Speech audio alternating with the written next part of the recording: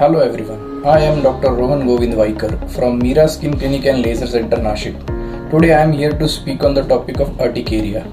Before starting, I would like to ask you all to be safe in the days of Corona. Stay at home, stay safe, please follow the regulations laid by Government of India.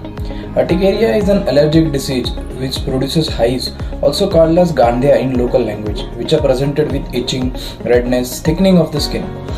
Allergy can be of many things which can come across in our day-to-day life such as food, various chemicals, physical factors like cold, heat, pressure, sunlight, water. Exercising may cause urticaria, dermographism and cholinergic urticaria.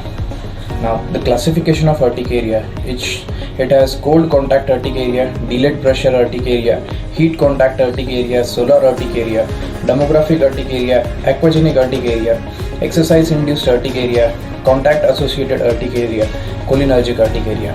Now types of urticarias are acute urticaria, chronic and autoimmune urticaria. Acute urticaria. All the urticarias are acute to begin with and usually last for 6 weeks, less than 6 weeks. It is immunoglobulin E mediated and type 1 hypersensitivity reaction. The triggers are generally food, drugs, inhalant and insect bites.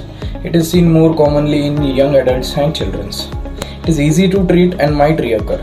Chronic spontaneous urticaria, which is a second urticaria. It is common amongst 1% of the world population.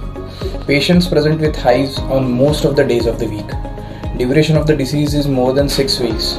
Disease presents with sudden, continuous or intermittent pruritic wheals, angioedema or both together.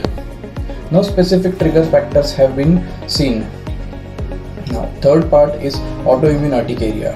Chronic urticaria with the presence of immunoglobulin G antibodies is the autoimmune urticaria. Patients with the severe itch, wheal score is associated of other autoimmune disorders have been seen.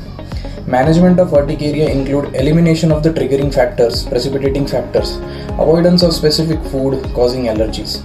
Patient should note down food or other factors he suspects responsible for the exacerbation of the disease. Medical management includes antihistamines such as cetirizine, levocetirizine, deslorotidine, hydroxyzine, etc. In case of failure of the first line therapy, steroids can be added to the treatment according to the severity of the disease. Immunomodulatory drugs in case of steroid non-responsive urticarias have been used. Human monoclonal antibodies can also be used in treatment of severe refractory cases of urticarias.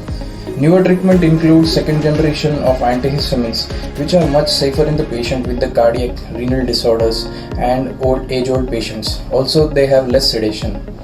Why there is a need to consult a dermatologist in the patients of urticaria?